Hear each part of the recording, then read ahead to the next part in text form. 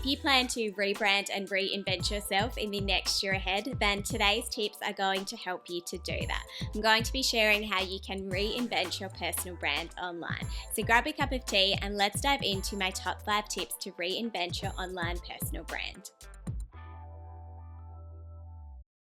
Every week I publish on my YouTube channel, my podcast, my blog, and on LinkedIn. But what a lot of people who don't know a previous version of me find hard to believe is that social media was not something that I always embraced. I used to actually try and avoid it at all costs when it came to my personal life and my personal brand. I've worked in marketing for over 15 years. I quite literally developed my career in marketing alongside the rise of social media. I've led digital and social media teams myself, but sharing any of my own content or my own personal brand online was not something that I actually ever thought that I would embrace. But as the world has progressed and I see more and more opportunity and more value in this space for people to share their interests or their expertise, it has really been something that I'm really passionate about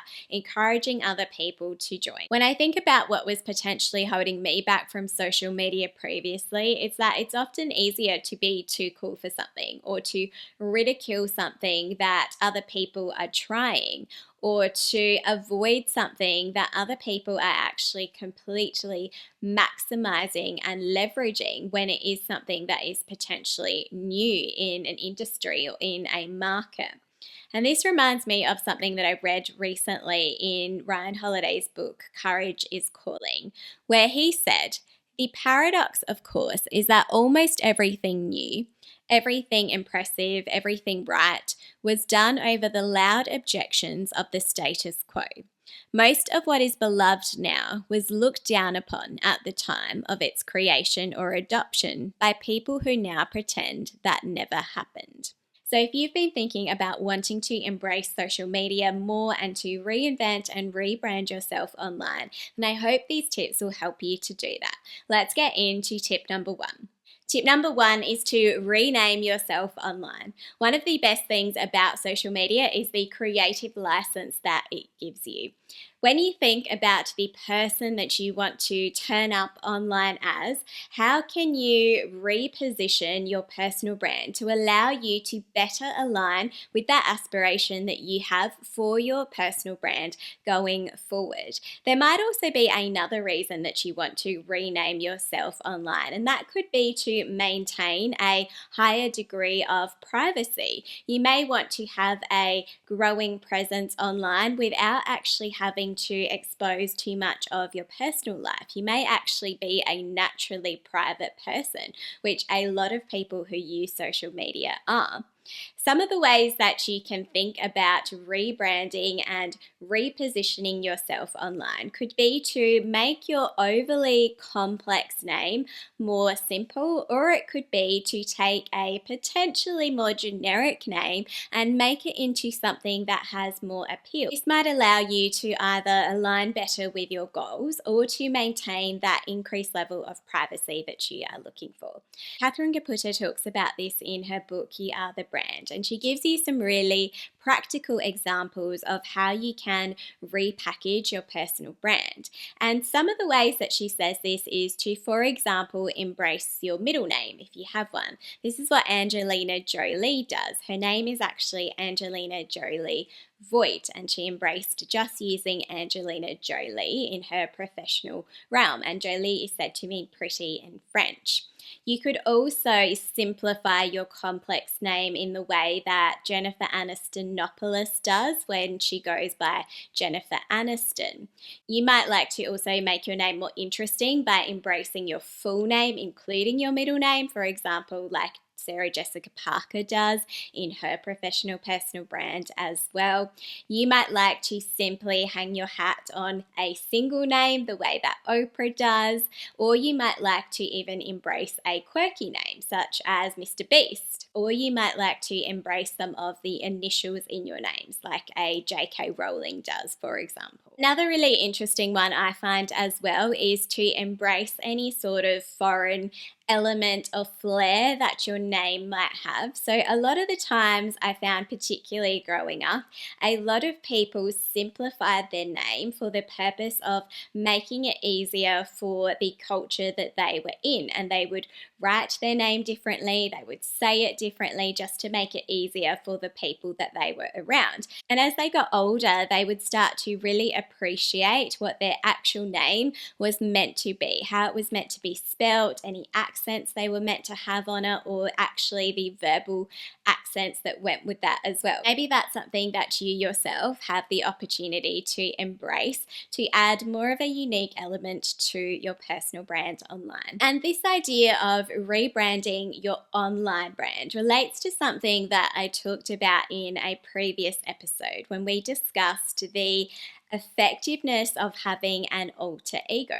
Research has shown that this can actually improve your performance. There was a study that was done with 3 groups of children, and the group that was referring to themselves in the first person actually performed the worst out of all 3 groups.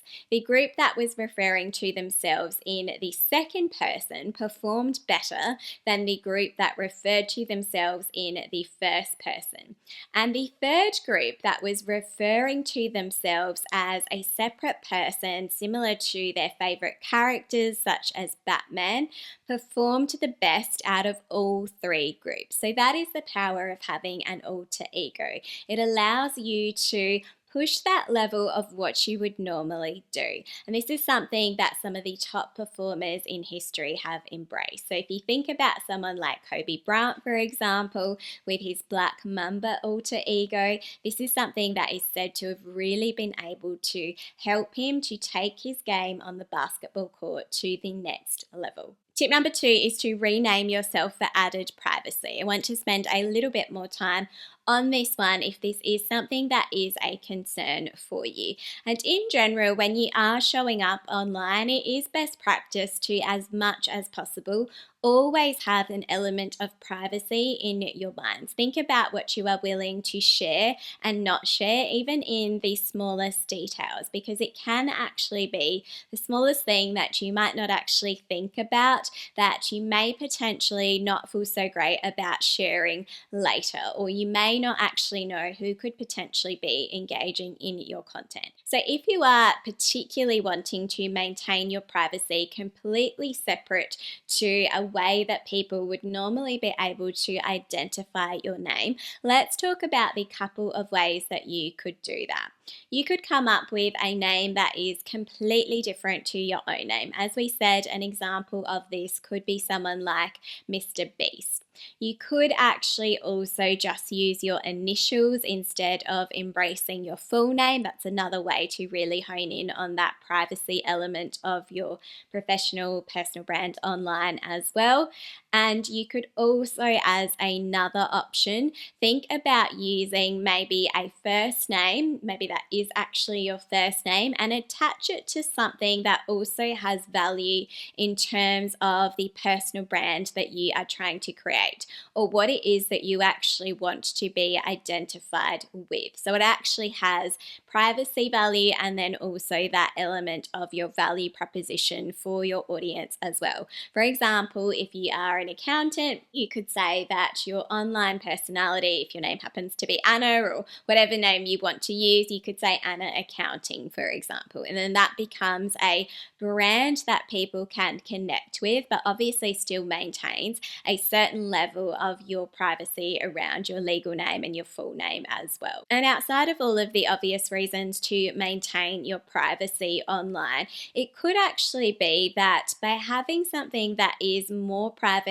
compared to what your network normally knows you as, allows you to show up online as a more confident version of yourself, because you're not worrying about what your former high school friends thought, you're not worrying about what your former colleagues thought or your professional contacts in your existing network. It allows you to explore those new opportunities with this different persona that you might be able to show up as a more confident person in. And this leads nicely into tip number 3, which is to build in silence. What would you do online if you weren't worried about what other people thought? What interests, what opportunities would you potentially be exploring? There is no law that says that because you start a new social media account or maybe you want to try out a different platform, that you have to make an announcement to your friends and family and colleagues about that. You can actually just do that in silence. You can experiment. You can potentially grow your audience with the billions of people that are existing in the world outside of your current circle, your current network, your current social sphere. Social media platforms are generally set up to encourage you when you start an account to let your friends and family know about it. It will naturally usually have that prompt to have you to alert your friends and family that you are someone that they can connect with on that platform. But you can change these settings on most platforms. You don't have to have an account that your friends and family actually know about. And it gives you an opportunity just to explore those interests, explore those things that you would like to potentially dabble in or grow in without actually being worried about the people that you know seeing your posts and thinking about what they might be thinking about them. But also in reality, it is worth remembering that our friends and family don't actually care about what we are doing as much as we think. So they probably don't care if they knew about those accounts anyway, and they probably don't care if they didn't know about those accounts. So it's not something that you need to spend too much time thinking about.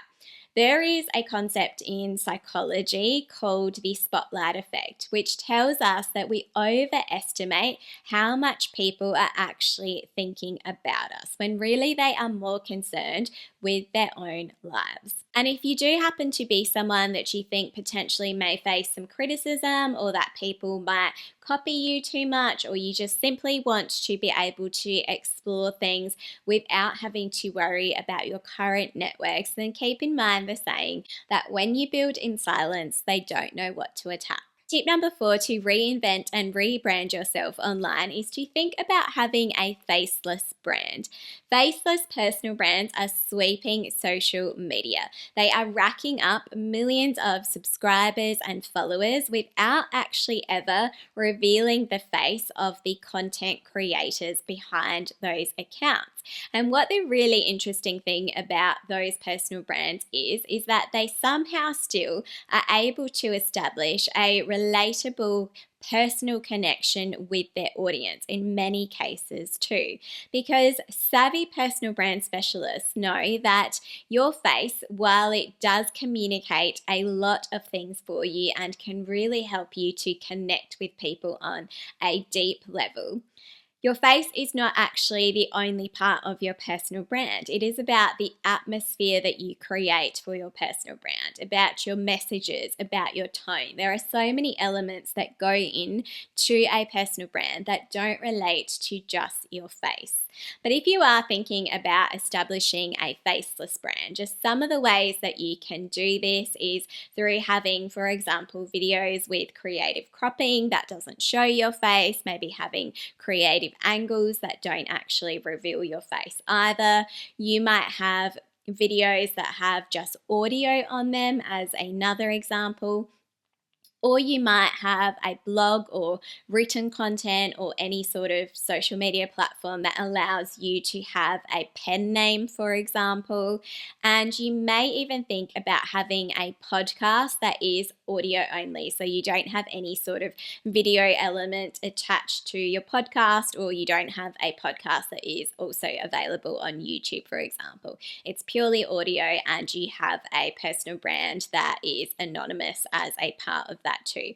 So that allows you the opportunity to explore those interests, to get messages out there that you are passionate about, that you want to share with other people, that you want to build a community around, without actually actually having to attach it to your professional brand, for example, that you don't necessarily want to associate with your work, or not attaching it to your personal brand in your personal life. So that's just something to consider, because faceless brands seem to be gaining more and more traction. And this leads into tip number 5, which is to create a portfolio of personal brands. Now, you might be thinking, with some of the ideas that we have talked about, that there is a lot to manage here. There's a few different moving parts.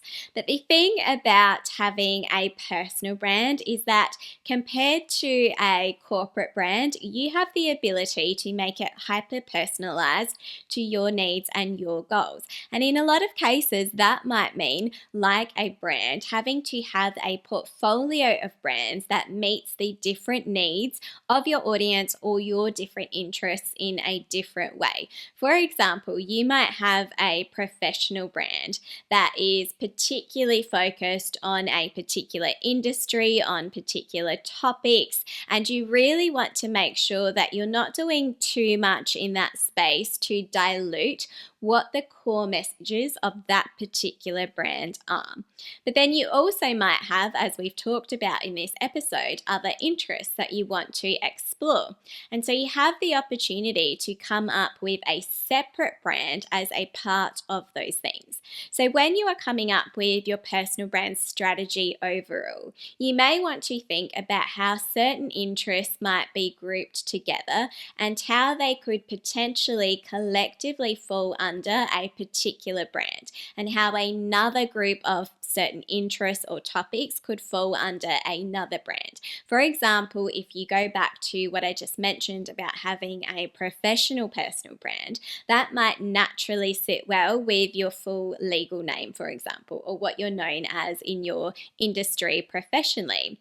But then if you have, hobbies or interests or other things that you want to explore in a different realm, you might come up with a lifestyle brand, for example, which is where you might use some of those previous suggestions of how you may rebrand yourself. Maybe you use a first name and a middle name as a part of that. Maybe you have a completely different name. If you are thinking about having a lifestyle brand or something completely different, then have a think about what some of those suggestions were and how they could fit in with your strategy. So you really want to then look at your personal brand as a portfolio and see where there are synergies to be had and where you actually do need to make clear, distinct, separate decisions for each of those elements as well, or each of those potential brands within there too.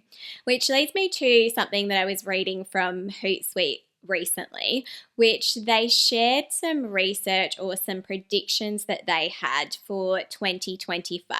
And they said that they expected there to be a move away from consistency in corporate brands. Now, if you have watched this channel before or you've listened to the podcast, you know that I am a big fan of consistency in marketing. It is one of the golden rules. But for me, consistency relates more strongly to the idea of having habits and routines that allow you to maintain a consistent level of whatever it is that you are trying to achieve. So whatever habit that you particularly want to get good at, whatever skill you are trying to learn, or if you are trying to have a presence on social media, it's the consistency that is really essential to that. But what they talk about as replacing consistency is a pushing of the creative boundaries. That meaning that brands will start to focus more on experimenting with distinct voices and distinct platforms that are potentially different to the rest of their marketing channels. And some of the research that Hootsuite did that relates to this showed that 60% of content actually does not have a direct call to action for brands. So it is educational driven content.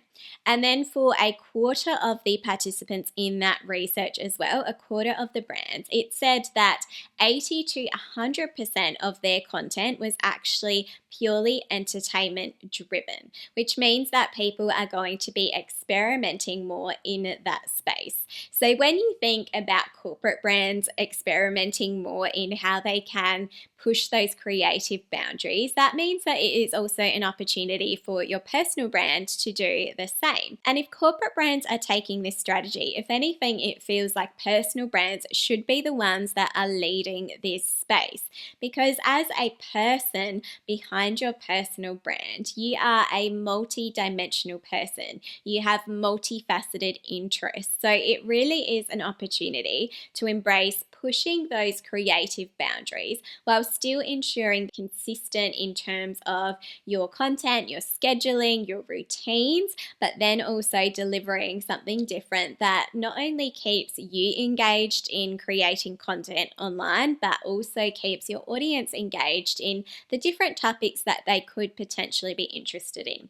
And as I've said, everything is an experiment. So you can potentially see what resonates and what doesn't with your audience, or what you most enjoy creating. And this actually reminds me of something that I read in Jeff Goins' book, The Art of Work, where he talks about this idea of a portfolio life and really embracing those multi-dimensional aspects of your life. And this could potentially also lead into your work. So in the future, he predicts that it will be less focused on you having one career and one profession, but actually also embracing multi-dimensional aspects of your professional life as well. And this becomes the new form of mastery. If you want to know more about rebranding and reinventing yourself, then check out my previous episodes on this topic. Thanks so much, and I'll see you in the next episode.